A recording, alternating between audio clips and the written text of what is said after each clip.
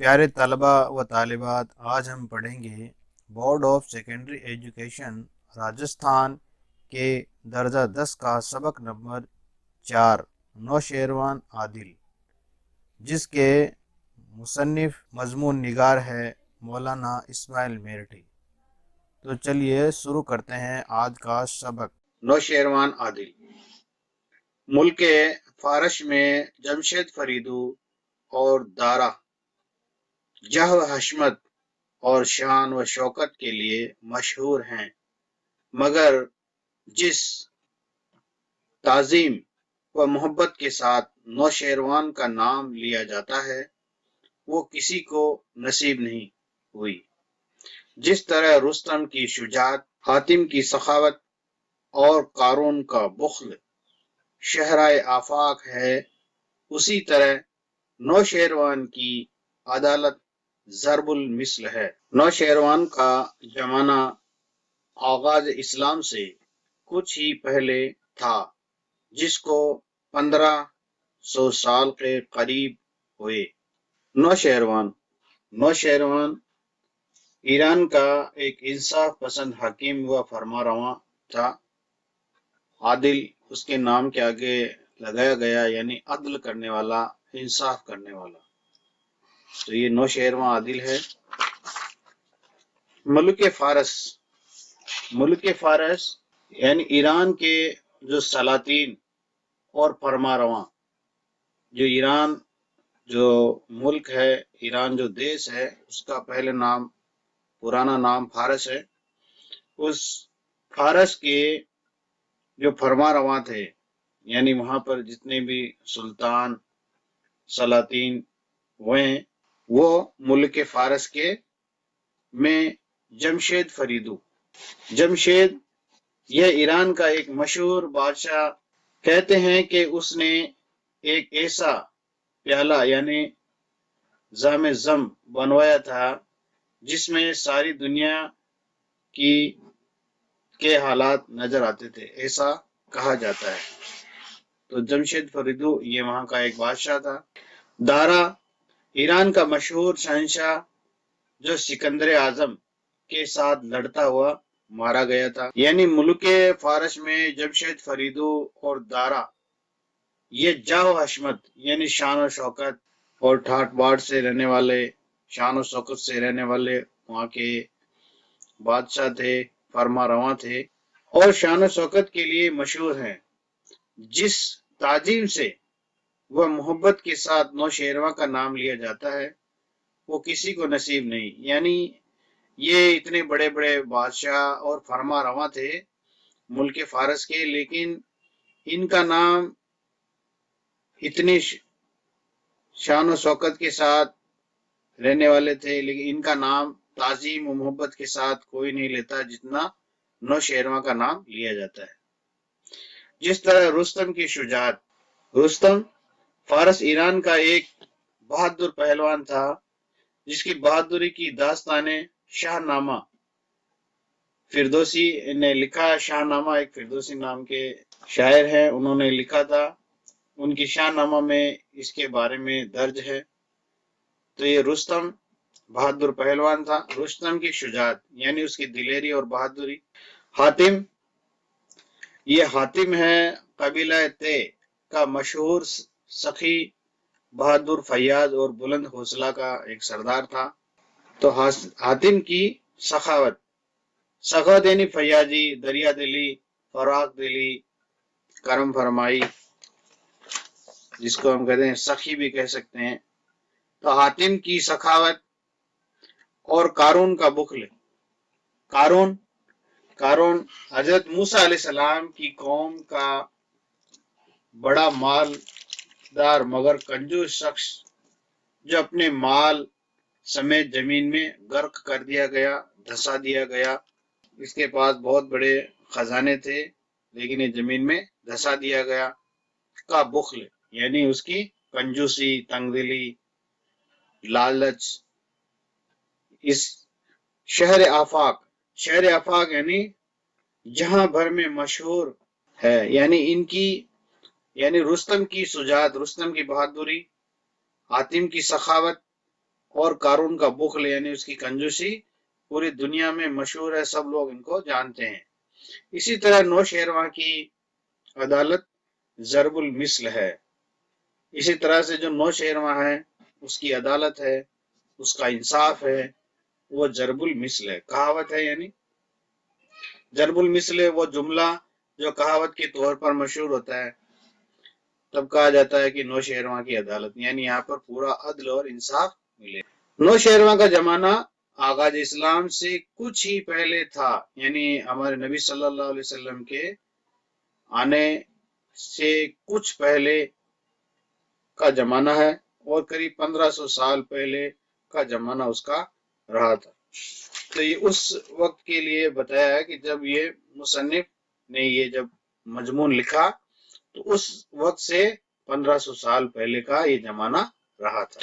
मौलवी निजामी ने इस बादशाह की एक हिकायत लिखी है जिससे मालूम होता है कि इब्तदा में इसको रियाया परवरी की तरफ कुछ तवज्जो न थी और उसके मुल्क की हालत खराब व खस्ता हो रही थी।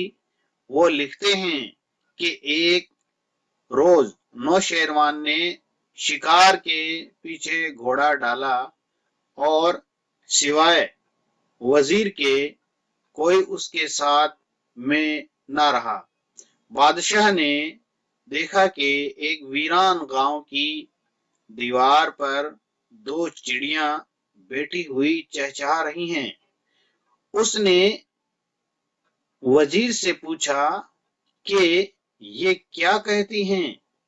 वजीर दाना ने इस मौके को अपने आका की नसीहत के लिए निहायत मुनासिब पाया और कहा, अगर हजूर गौर व तामुल से सुने और इबरत हासिल करें तो इन तायरों की गुफ्तगू बयान करता हूं।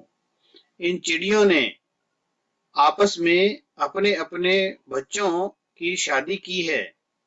एक उनमें से चाहती है कि वीरान गांव मुझको दे, दूसरी कहती है खुदा हमारे बादशाह के दम कदम को सलामत रखे, मैं तुझको हजारों वीरान गांव बख्श दूंगी। वजीर की ये बात, ये नसीहत बादशाह की तबीयत पर ऐसी मौसर हुई कि उसने दाद गस्तरी और रियाया परवरी का अज़्म मुसम्मम अपने दिल में कर लिया और उसको आखिर उम्र तक निभाया। मौलवी निजामी ने बादशाह नौशेरवान आदिल की एक हिकायत कहते हैं, किस्सा, कहानी या दास्तान को। तो उन्होंने एक नौशेरवान आदिल के बारे में एक हिकायत लिखी जिससे यह मालूम होता है कि इब्तदा यानी शुरुआत में, शुरू के दौर में जो नौशेरवान था उसको अपनी रियाया यानी प्रजा या जनता जिनको हम कहेंगे, उनके ऊपर उसकी कोई तवज्जो नहीं थी, यानी वो उनकी तरफ कुछ भी ध्यान नहीं देते थे और उनकी कैसी हालत है वो उससे बेपरवाह थे और उसके मुल्क की हालत भी खराब और खस्ता थी। खस्ता का मतलब भी खराब है, बदहाल है, लोग बहुत ही परेशान थे और उसको अपनी रियाया से या प्रजा की तरफ से उसको कोई ध्यान नहीं था। वो लिखते हैं, यानी मौलवी निजामी इनके बारे में लिखते हैं कि नौशेरवान एक बार शिकार के लिए निकला और उसने घोड़ा अपने शिकार के पीछे डाल दिया। जब वो दौड़ते रहे तो सिवाय उनके वजीर यानी जो दीवान या मंत्री या मिनिस्टर कह सकते हैं हम, वो ही सिर्फ उनके साथ में रहा और बाकी सब लोग पीछे छूट गए। तो वो दौड़ते दौड़ते उनका घोड़ा एक ऐसी जगह या ऐसे गांव में पहुंचा कि वो गांव एक वीरान गांव था यानी वहां पर कोई नहीं रहता था, बस्ती नहीं थी, बिल्कुल उजड़ा हुआ गांव था। तो उसकी दीवार पर, वहां कोई दीवार थी, उसके ऊपर चिड़िया बैठी हुई चहचहा रही थी। तो उसने, यानी नौशेरवा ने अपने वजीर से पूछा कि ये क्या कह रही है।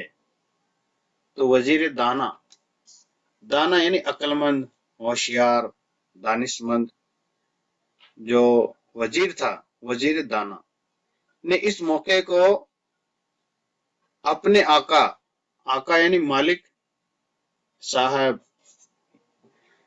को समझाने के लिए, नसीहत करने के लिए बेहतर समझा कि इनको अच्छी तरह से इस वक्त पाया जा सकता है, क्योंकि मुल्क की हालत खराब थी और रियाया परवरी की तरफ भी बादशाह को ध्यान नहीं था।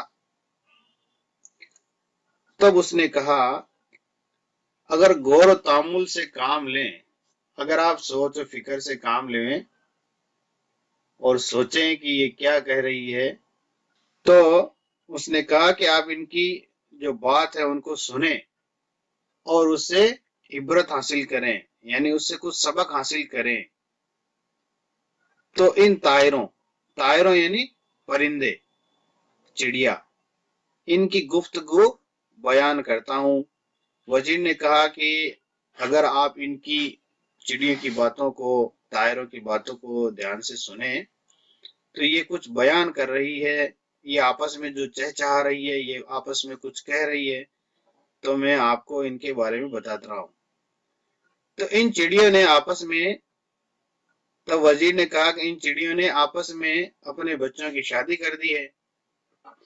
तो एक उनमें से चाहती है कि वीरान गांव मुझको दे, यानी शादी के तोहफे के लिए ये जो वीरान गांव है ये मुझे चाहिए, ताकि हम आराम से बैठ करके यहाँ चहचहा सके, गुफ्तगू कर सके।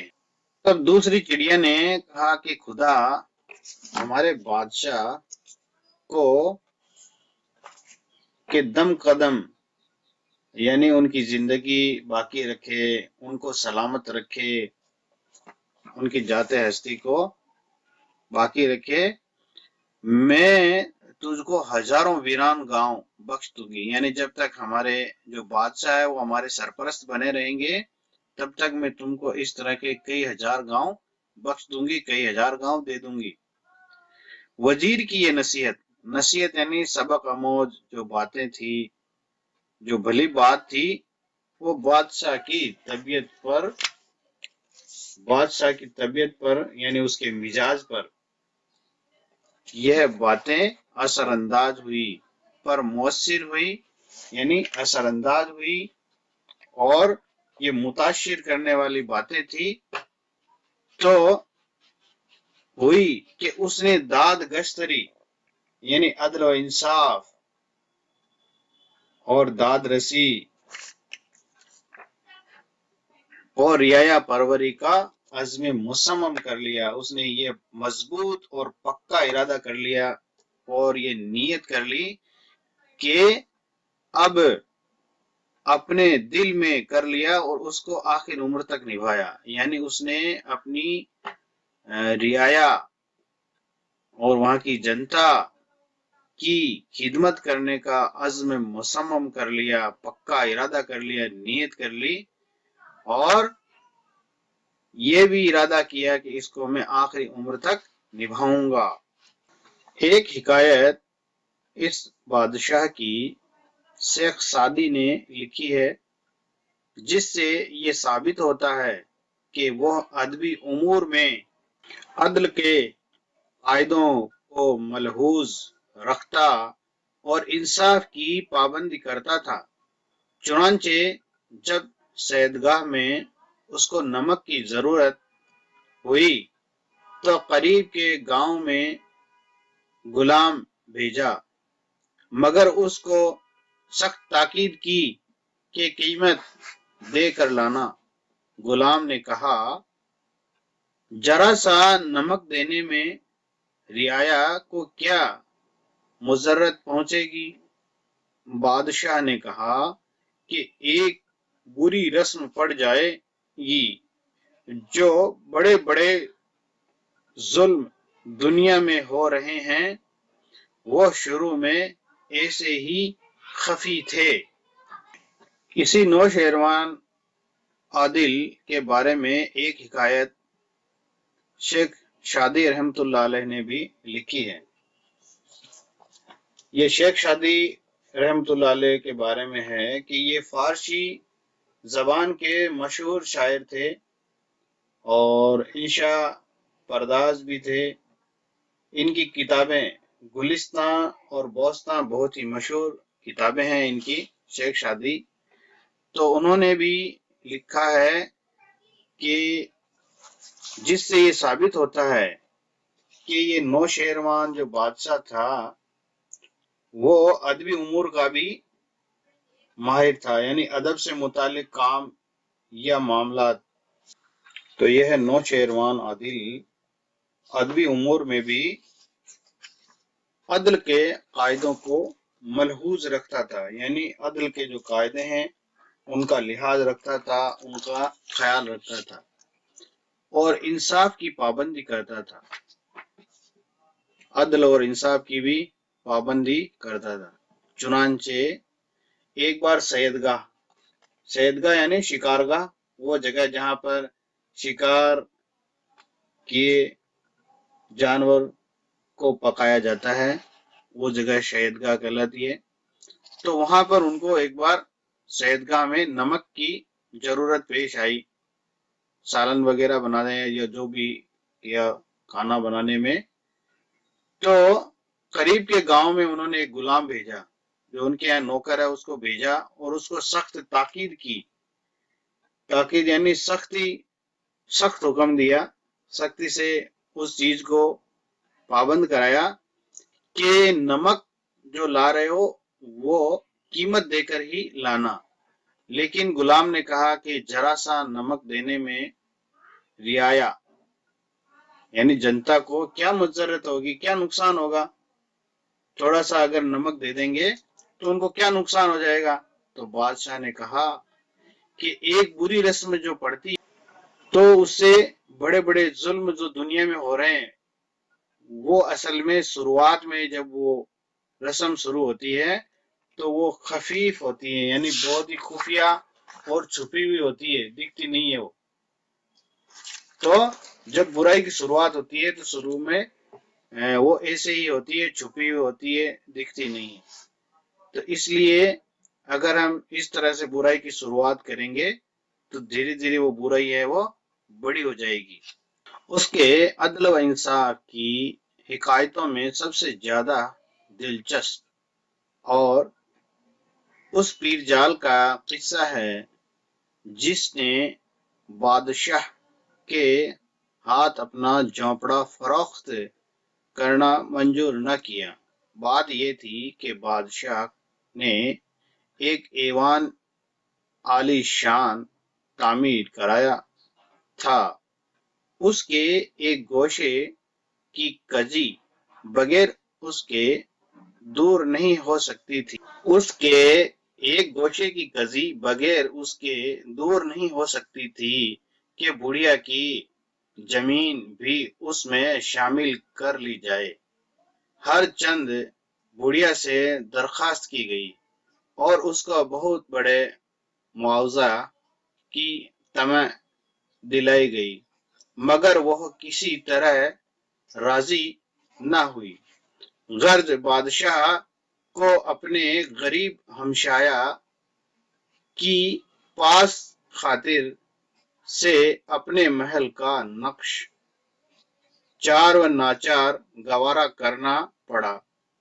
लेकिन दानिशमंदों के नजदीक उसके ऐवान का ये ऐब हजार खूबियों से बेहतर था, जिसकी वजह से उसका नाम हमेशा जिंदा रहेगा।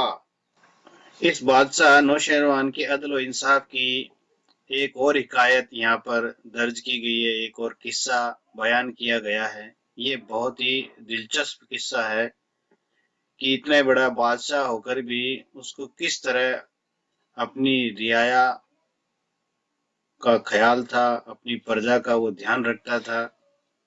تو یہ قصہ ہے ایک پیر جال کا، یعنی ایک بوڑھی عورت ہے، اس کا قصہ یہاں پر بیان کیا گیا ہے کہ جس نے بادشاہ کے ہاتھ اپنا جھونپڑا فروخت کرنا یعنی بیچنے سے منع کر دیا، نامنظور کر دیا۔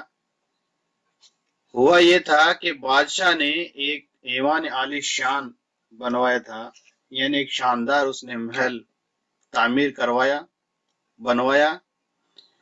تو اس کے ایک گوشے یعنی ایک کونے کی کزی یعنی جو کمی تھی، جو ٹیڑھا پن تھا، یعنی وہ زمین وہاں سے اس کی ترچھی ہو رہی تھی، اس میں ٹیڑھا پن تھا کہ بھائی اس کو اگر ہم بڑھیا کا جھونپڑا خرید لیں گے تو یہ ہمارا محل شاندار بن جائے گا اور اس کی یہ کمی دور ہو جائے گی۔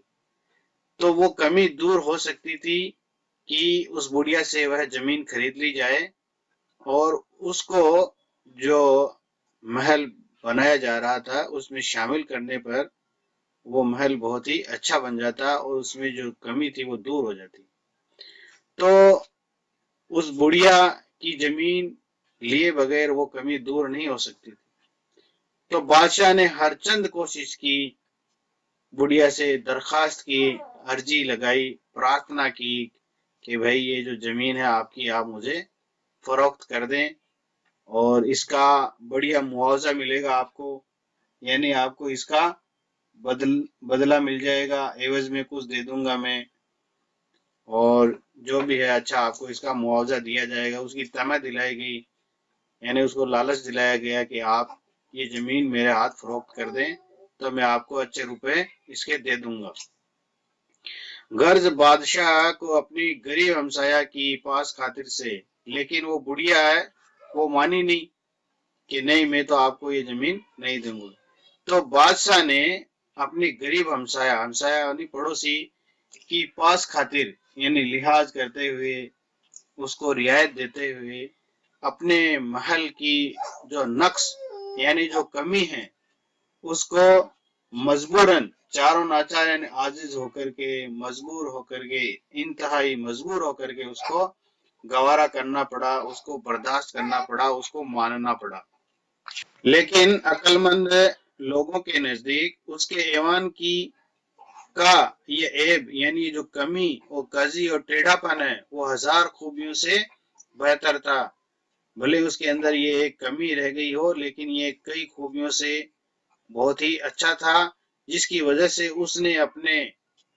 اس کا نام ہمیشہ زندہ ہے، یعنی اس کا اتنا بڑا بادشاہ ہوتے ہوئے بھی اس نے اپنی رعایا کا اتنا خیال رکھا، اس لیے اس کا نام ہمیشہ زندہ رہے گا اس کے عدل اور انصاف کی وجہ سے۔ اسی کے ساتھ یہ سبق اپنے اختتام کو پہنچتا ہے۔ اب مجھے عبدالقیوم کو اجازت دیجیے، اللہ حافظ۔